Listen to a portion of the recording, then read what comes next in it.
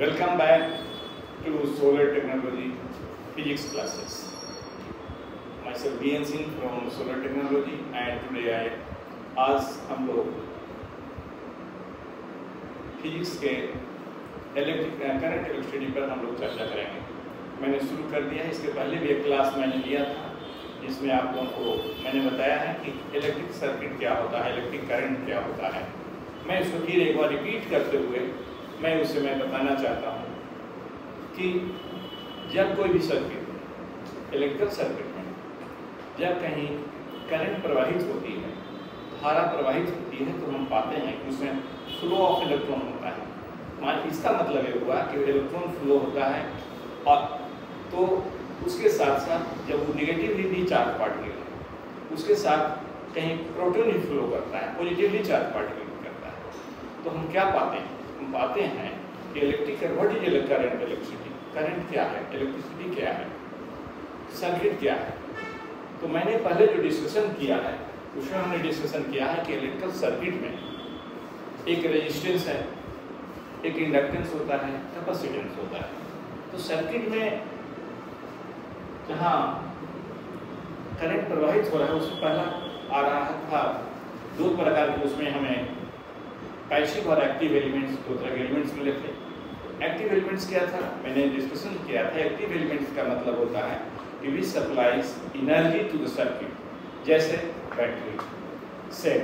ये सब क्या होता है कि कोई भी सर्किट में ये हमें बैटरी जो है क्या करता है, एनर्जी सप्लाई देता है सर्किट में। और पैसिव एलिमेंट्स क्या है? पैसिव में जनरली हम लोग इलेक्ट्रिक सर्किट में दो तीन चीज कंसीडर करते हैं। क्या क्या है? एक रेजिस्टेंस, दूसरा इंडक्टेंस और तीसरा कैपेसिटेंस। रेजिस्टेंस क्या था? रेजिस्टेंस है जो वह सर्किट है जिसके दोनों टर्मिनल के लॉन्ग अगर हम एक वोल्टेज अप्लाई करें, ईएमएफ अप्लाई करें, क्या होता है कि उसके दोनों टर्मिनल के लॉन्ग जब रेजिस्टेंस देंगे तो करंट जो प्रवाहित होगा उसमें वो ओम्स लॉ के हिसाब से जो भी करंट हमारा आएगा वो करंट जो है हीट एनर्जी में कन्वर्ट हो जाएगा। वहीं पर जो हमारा कैपेसिटर है, कैपेसिटर क्या करता है कि स्टोर एनर्जी करता है। क्या करता है? एनर्जी को स्टोर करके रखता है, अपने में एनर्जी को स्टोर करके रखता है। उससे क्या देखते हैं कि एनर्जी जब हम स्टोर करते हैं तो एनर्जी जब स्टोर होता है तो फिर वो सप्लाई देता है सर्किट। तो क्या करता है कि वोल्टेज को स्टेबलाइज करके रखता है। कैपेसिटर जो है वोल्टेज को स्टेबलाइज करके रखता है, वो परिवर्तन होने नहीं देता है, ट्राई करता है कि हम पूरे वोल्टेज को मेंटेन करके रखें। वहीं पर इंडक्टेंस जो है, इंडक्टेंस क्या करता है? करंट को कंट्रोल करके रखता है, करंट को स्टेबलाइज करके रखता है। ठीक है, इस प्रकार से हम पाते हैं कि कोई भी सर्किट में जहाँ रेजिस्टेंस, इंडक्टेंस, कैपेसिटेंस है तो आरएलसी सर्किट कहलाता है। और हमारा जो एक्टिव एलिमेंट्स है सर्किट बैटरी। ओके, क्या तो कहते हैं कि करंट क्या है? तो फ्लो ऑफ, मैंने अगले लेक्चर में मैंने डिस्कशन किया था आप लोगों से, आप लोगों के साथ मैंने बांटा था, शेयर किया था कि flow of electron, flow of charges, flow of charges. Charges means it may be positive particle, it may be negative particle. तो नेगेटिव चार्ज और पॉजिटिव चार्ज, तो जहाँ उस जो नेगेटिव चार्ज और पॉजिटिव चार्ज का जहाँ फ्लो होता है, चार्जेस का जहाँ फ्लो होता है, हम फ्लो ऑफ चार्ज को करंट कहते हैं। क्या कहते हैं? करंट कहते हैं। क्या हो रहा है उसमें? हम उसमें करंट तो हुआ लेकिन उसमें डायरेक्शन हम जो देखते हैं, दो प्रकार के डायरेक्शन उसमें आते हैं। एक तो है कि फ्लो ऑफ पॉजिटिव चार्जेस। तो डायरेक्शन जो हम करंट का जो डायरेक्शन जो कंसीडर करते हैं वो करते हैं पॉजिटिव चार्ज के फ्लो की जो दिशा है, जो डायरेक्शन है, जिस दिशा में पॉजिटिव चार्ज फ्लो कर रहा है उस दिशा में करंट को मानते हैं कि करंट उसी दिशा में फ्लो करता है। ठीक है, इसके उल्टा इलेक्ट्रॉन जब फ्लो करता है, इलेक्ट्रॉन जिस दिशा में फ्लो कर रहा है, इलेक्ट्रॉन के फ्लो के उल्टी दिशा में करंट हम कंसीडर करते हैं।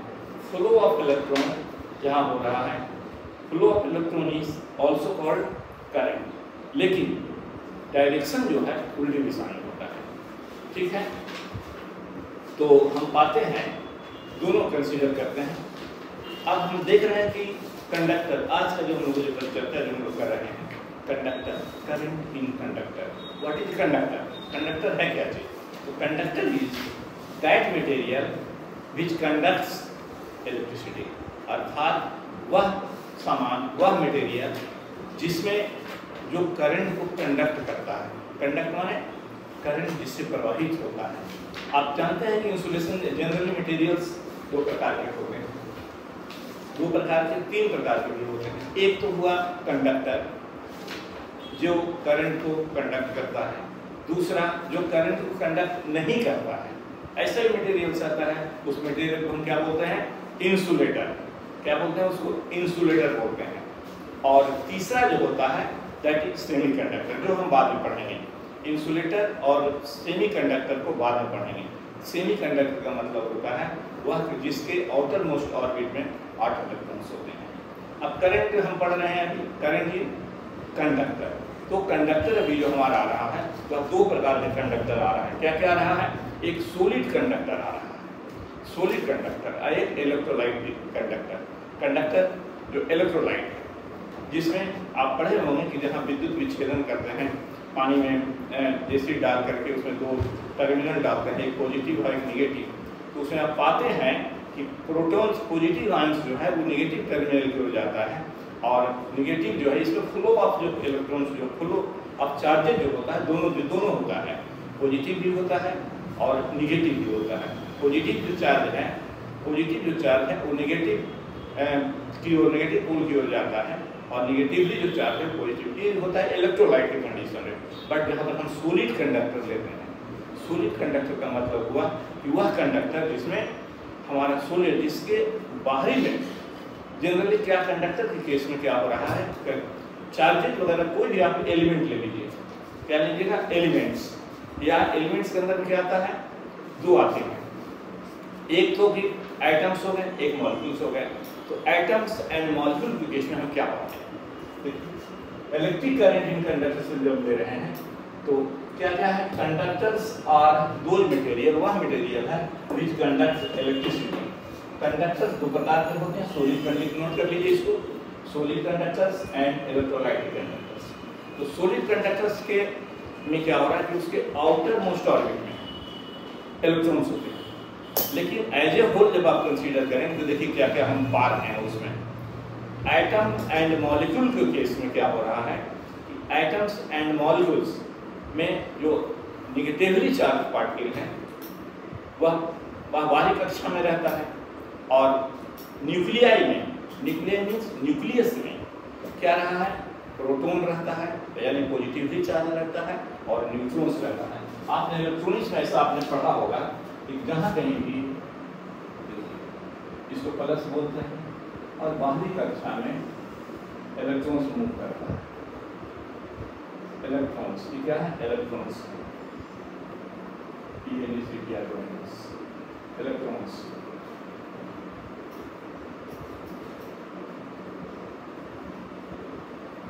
यहाँ पर पॉजिटिव न्यूक्लियस होगा। तो इस न्यूक्लियस के केस में क्या हो रहा है कि हम पॉजिटिवली चार्ज है, वहाँ पर प्रोटॉन्स रहता है और न्यूट्रॉन्स रहता है, और बाहरी कक्षा में न्यूट्रॉन्स रहता है, लेकिन एक दूसरे से ये जो पूरा जो है एक दूसरे से बॉन्ड रखता है। इसलिए बैलेंस कंडीशन में कोई भी मेटल से जो इसमें क्या होता है, इतना बॉन्ड के चलते ये स्टेबलाइज रहता है, स्टेबल कंडीशन में रहता है। हम इसको इससे कंडक्ट इलेक्ट्रिसिटी नहीं करवा पाते। लेकिन क्या हो रहा है कि सॉलिड जब कंडक्टर हमारा है उसमें क्या हो रहा है कि उसकी बाहरी कक्षा में जो इलेक्ट्रॉन्स हैं वो क्या हो रहा है कि वो मूव करता है, रैंडमली मूव करता है आपस में inside the metal, inside the conductor. जो छोटे छोटे जो भी उसमें जो पार्टिकल्स हैं उसके जो निगेटिवली चार्ज पार्टिकल इलेक्ट्रॉन्स हैं, उस इलेक्ट्रॉन्स रैंडमली मूव करते रहता है। क्या करता है? रैंडमली मूव करता है। एक लैटिस दूसरे लैटिस को टकराता है, माने मूव करता है। मूव करने के चलते क्या हो रहा है कि टक्कर खाता है, कोलिजन उसमें होता है। कोलिजन करने के बाद फिर वो लौटता है, रिबाउंड करता है, उसका फिर दूसरे से टकराता है। इस प्रकार हम क्या पाते हैं कि हमारा जो एवरेज वेलोसिटी जो होता है उस कंडक्टर में वो हमारा 0 हो जाता है। इसका मतलब हुआ कि न्यूट्रल जो है वो हमारा न्यूट्रल होता है। इसलिए जनरली हम लोग कंसीडर करते हैं कि कोई भी conductor as a whole is considered as a neutral. ठीक है। अब हम देखिए क्या हो रहा है इसमें। हम सॉलिड कंडक्टर और इलेक्ट्रोलाइटिक कंडक्टर को डिस्कस कर चुके हैं। सॉलिड कंडक्टर में क्या कि आउटर मोस्ट ऑर्बिट में, बाहरी कक्षा में जो इलेक्ट्रॉन्स रहते हैं वही पार्ट लेता है। क्या लेता है? वो पार्ट लेता है। तो अब हम पढ़ेंगे इसमें। अभी हम लोग इलेक्ट्रोलाइटिक जो हम लोग अभी डिस्कशन किए हैं इसमें दोनों पार्टिकल, पॉजिटिव और निगेटिव दोनों पार्टिकल मूव करता है। लेकिन सॉलिड कंडक्टर के केस में हमारा जो पॉजिटिवली चार्ज पार्टिकल जो है वो स्टेबल रहता है, फिक्स रहता है, वो मूव नहीं करता है। तो क्या मूव करता है? बाकी हमारा बचे इलेक्ट्रॉन्स। बाहरी कक्षा में जो इलेक्ट्रॉन्स है जिसको हम कहते हैं फ्री इलेक्ट्रॉन्स, वह फ्री इलेक्ट्रॉन्स ही मूव करता है। कहाँ मूव करता है? एक स्ट्रक्चर से दूसरे स्ट्रक्चर, इनसाइड द कंडक्टर, जहाँ तक कंडक्टर जुड़ा हुआ है उसमें, और वाइब्रेशन के चलते वो गेन करता है एनर्जी को और मूव करता है। लेकिन कब तक? जब तक हम उसमें, जब अगर नॉर्मल कंडीशन में है, कोई हम ईएमएफ अप्लाई नहीं किए हैं उसमें, अगर उसमें हम कोई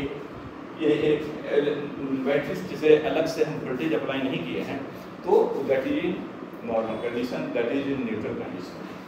लेकिन जैसे हम अप्लाई करते हैं तो बाहरी जो इलेक्ट्रॉन, जो एक्स्ट्रा इलेक्ट्रॉन जो है वो एक्स्ट्रा एनर्जी गेन करता है। ठीक है, एनर्जी गेन करने के चलते क्या होता है कि इलेक्ट्रॉन्स जो है पॉजिटिवली चार्ज पार्टिकल की ओर अट्रैक्ट करता है, मूव करता है। इलेक्ट्रिक फील्ड यहाँ एक डेवलप करता है इनसाइड द कंडक्टर।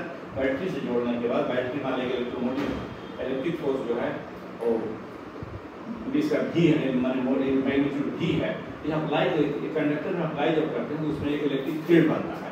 और इलेक्ट्रिक फील्ड की दिशा जो होता है ये ठीक उस दिशा में होता है जहाँ की पोटेंशियल जो है नीचे की ओर, पोटेंशियल माने जहाँ डाउन हो रहा है तो अधिक पोटेंशियल से कम पोटेंशियल हो जाता है। जैसे हम कल उस दिन जो हम लोग अगले लेक्चर में जो हम लोग डिस्कशन किए थे, पानी का केस किए थे कि पानी जो होता है, पानी जो फ्लो कर रहा है हाई लेवल से लो लेवल की ओर फ्लो करता है। Similar in the case with the electricity also.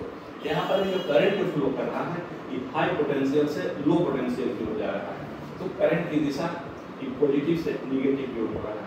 But इस केस में जब हम इसको देख रहे हैं कि इलेक्ट्रॉन्स का फ्लो किधर हो रहा है, यहाँ तो पॉजिटिवली चार्ज पार्टिकल मूव कर रहा है, निगेटिवली चार्ज पार्टिकल इसको भी करंट कहेंगे कि पॉजिटिवली जो मूव कर रहा है, जिस दिशा में पॉजिटिवली चार्ज मूव करता है उसी दिशा में करंट का डायरेक्शन मैंने डिस्कस कर चुका है। अब देखिए यहाँ पे एक जो इलेक्ट्रॉन्स है वो रिवर्स डायरेक्शन में मूव कर रहा है। ठीक है, मूव जो करता है इसको बोलते हैं ड्रिफ्ट। ड्रिफ्ट वेलोसिटी बोलते हैं, जो स्पीड से मूव करता है उसको हम बोलते हैं ड्रिफ्ट वेलोसिटी। ओके, तो अब ड्रिफ्ट वेलोसिटी जो है, अब एक चीज और यहाँ पर देख लीजिए कि सॉलिड में सॉलिड कंडक्टर जब है, सॉलिड कंडक्टर में जब हम लोग जो पढ़ रहे थे कि सॉलिड कंडक्टर पर ही डिस्कस करेंगे। इलेक्ट्रोलाइटिक कंडक्टर जो है, इलेक्ट्रोलाइट कंडक्टर पर हम लोग अभी नहीं पढ़ेंगे क्योंकि करंट इलेक्ट्रिसिटी में इंटायर सिलेबस है, that syllabus is considered as in case of solid conductor. ठीक है, अब देखिए सॉलिड कंडक्टर में क्या हो रहा है कि यहाँ बन रहा है, जा रहा है, इसमें इलेक्ट्रिक फील्ड डेवलप कर रहा है और इसमें जो आपका ड्रिफ्ट वेलोसिटी है, ड्रिफ्ट जो है ड्रिफ्ट वेलोसिटी उल्टा दिशा में बन रहा है। तो इलेक्ट्रिक फोर्स जो हो रहा है और मैग्नीट्यूड कितना होगा बराबर Q into E। Q is the potential, Q is the charge and E is the electric field, या इसको E into E is the charge of the electrons and charge of electrons and E is the electric field. So electric force जो आ रहा है हमारा जो develop कर रहा है equal to Q into E और E into E।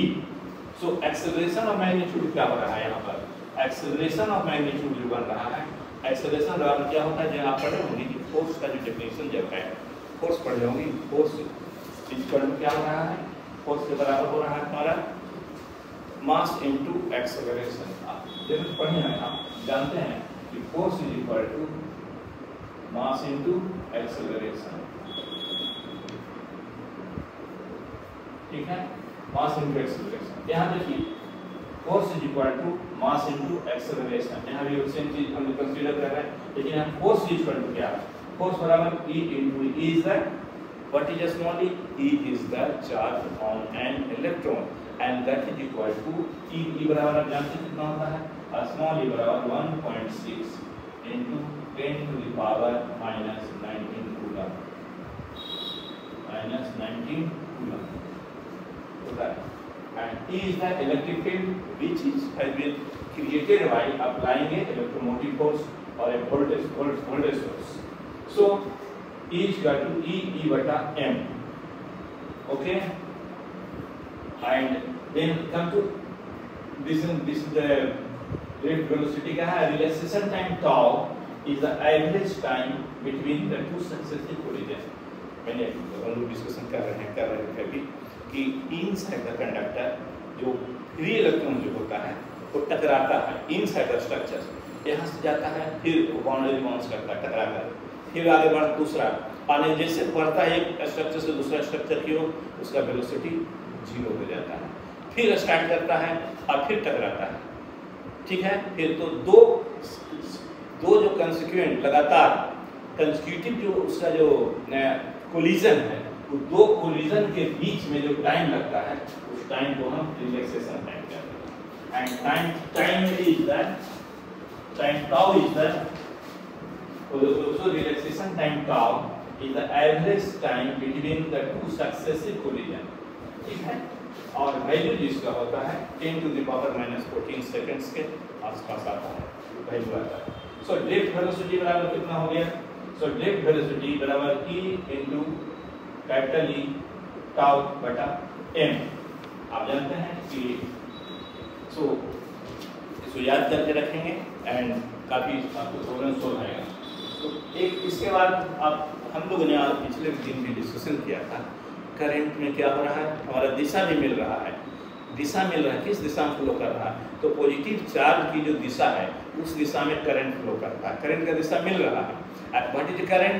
Current is flow of charge.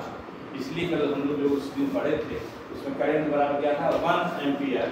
देखिए 1 एम्पियर क्या था कि चार्ज जो पास करंट प्रति सेकंड, फ्लो ऑफ चार्ज प्रति सेकंड, ईच सेकंड में जितना करंट जो फ्लो कर रहा है चार्ज का वही उसका एम्पियर करता है, dq/dt। तो पढ़े हैं उसको। ठीक है, कि चार्ज जो था कितना था? चार्ज इक्वल टू फिर हम लोग पढ़ा था कि इंस्टेंटेनियस करंट इसको मिटा देते। ठीक है, ओके, इसको नोट कर लिया आप लोग।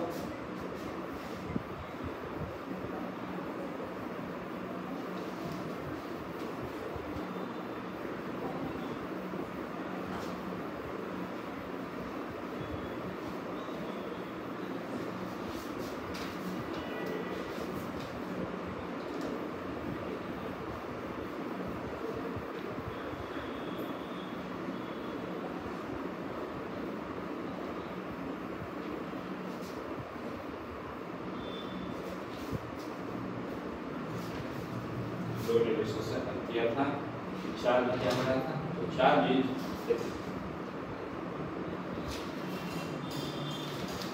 I इक्वल टू dq बटा dt, I equal to dq बटा dt।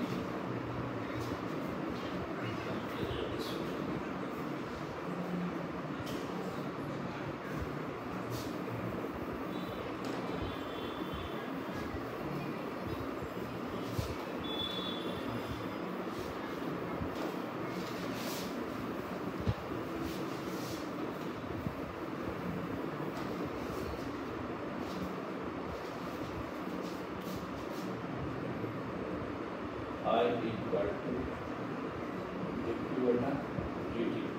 I is the current and dq/dt is the rate of change with respect to time of charges dq/dt, और dq क्या था? dq बराबर I dt।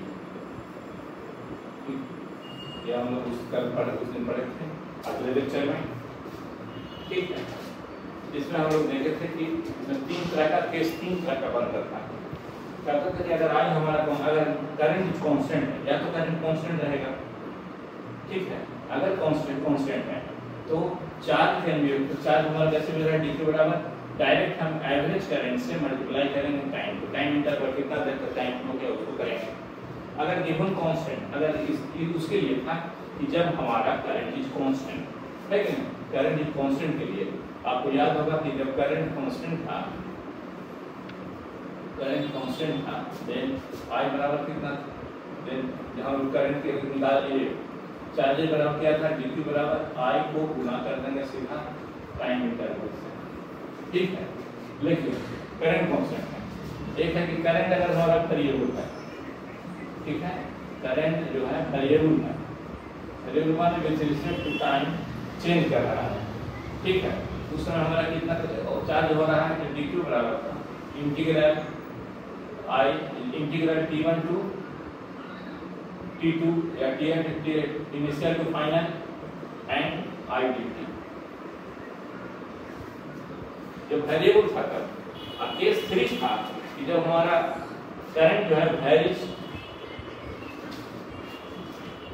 है नहीं, यहाँ क्या था, current is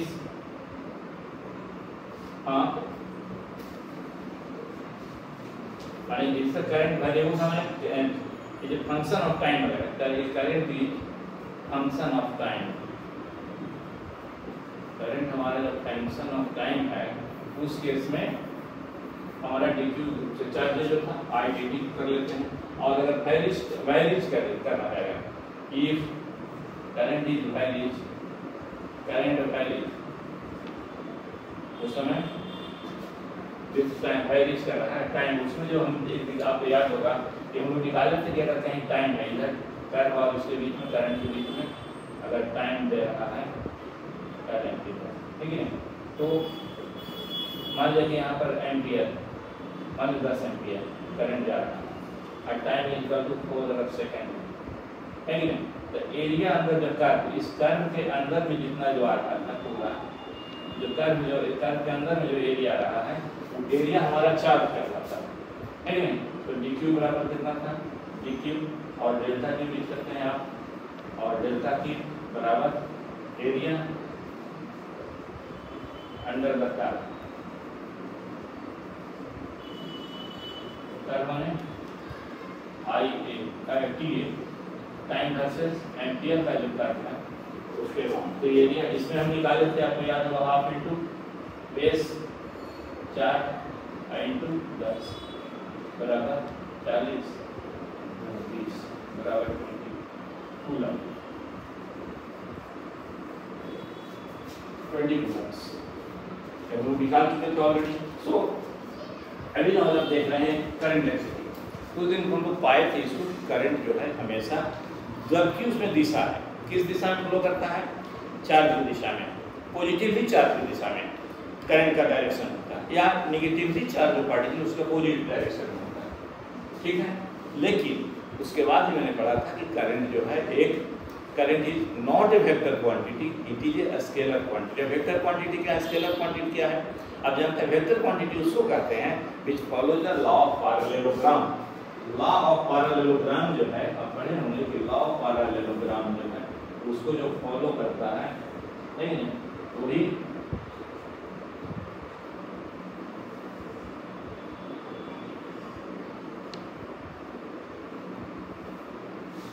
law of parallelogram को जो फॉलो करता है तभी वो वेक्टर क्वांटिटी कहलाता है।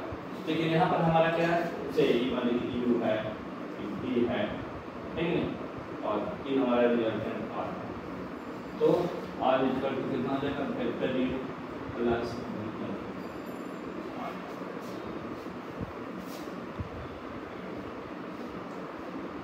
रिजल्टेंट है। तो हमारा पैरेललोग्राम को फॉलो करता है तभी हम उसको वेक्टर मानते हैं। लेकिन current is not a vector quantity. लेकिन करंट में एक वेक्टर क्वांटिटी होता है, क्या होता है, that is current density. What is current density, you see here.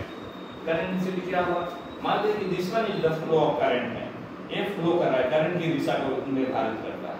तो करंट की दिशा के 90 डिग्री पर, मान लीजिए करंट अगर इधर ये साइड से की ओर जा रहा है, उसके ओर अगर 90 डिग्री 90 डिग्री पर हम कोई प्लेट रख रहे हैं, क्या रख रहे हैं, प्लेट रख रहे हैं।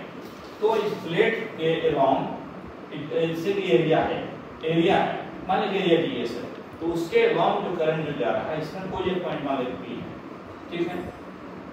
ये जो एरिया है, ये प्लेट हम जो ले रहे हैं, जो एरिया हम जो कंसीडर कर रहे हैं, ये एरिया सीधे 90 डिग्री पर है, करंट की दिशा के 90 डिग्री पर, ठीक है।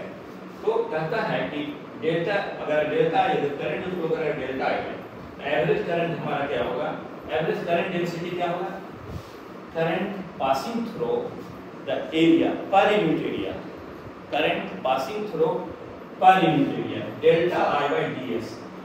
डी एस माने इस एक एरिया के माध्यम में कितना हमारा करंट जो फ्लो कर रहा है उसको हम करंट डेंसिटी कहते हैं, ठीक है। Current passing through an area is called current density and current density is a vector quantity. Remember, current density is a vector quantity, इसलिए J बराबर ये current J is the current vector density है, current density in Ti delta I by delta S, ठीक है। Current density at point P कितना हो जाएगा, तो J बराबर क्या हो जाएगा, इसको इंटीग्रेट करेंगे तो लिमिट होगा डेल्टा एक्सटेंडिंग टू 0। आपने कैलकुलेशन शुरू में ही पढ़ा है कि जब हमारा डेल्टा एक्सटेंडिंग डेल्टा जो एरिया हम धीरे धीरे छोटा करते जा रहे हैं, माने डेल्टा जो एरिया है वो डेल्टा इसको छोटा करते करते 0 कर रहा है, पॉइंट से नियरर टू द 0। उस केस में क्या हो रहा है कि delta by delta is converted to d by ds, okay. And the direction क्या इसका होगा, आप current density is the direction of the current density क्या होगा, यूनिफॉर्मली डिस्ट्रीब्यूशन करंट के लिए क्या हो जाएगा of the area S perpendicular to it J बराबर I बाय S, ठीक है। इसलिए J आप तो हो गया सीधा, अगर स्ट्रेट लाइन में सीधा 90 डिग्री पर है तो अगर इसको हम टिल्ट किए हुए हैं और एरिया जो है इससे पास करवा रहे हैं करंट को, थोड़ा सा एंगल थीटा डिग्री एंगल पर इसको मोड़े हुए, जैसे यहाँ 90 डिग्री पर सीधा था, है कि नहीं। अब इसको हम थोड़ा ऐसा एंगल करनी है, एंगल मान रखिए थीटा डिग्री, जो करंट की दिशा है उसे थीटा डिग्री एंगल पर बना रहा है। इन दैट वेरी केस में क्या हो जाएगा, J equal to current density equal to delta I क्या होगा ds cos थीटा हो जाएगा। इसको हम जो रिजॉल्व कर देंगे थीटा डिग्री पर है तो इसको रिजॉल्व करेंगे तो ds हो गया, ds को जब रिजॉल्व करेंगे तो देखिए हमारा एक 90 डिग्री सीधा 90 डिग्री पर है, I के साथ थीटा बना रहे हैं, दूसरे से थीटा को एरिया बना रहा है तो थीटा है तो ds cos थीटा हो जाएगा, ओके। तो ds cos थीटा होगा तो J बराबर delta I by ds cos theta, इसलिए डेल्टा y बराबर कितना हो जाएगा, ये बराबर J into ds cos theta, delta J, इसलिए J vector J into ds। So for a finite area के लिए क्या होगा, I is integral of J dot ds, remember this is most important and इसलिए I is equal to vector J dot vector ds, okay, ठीक है।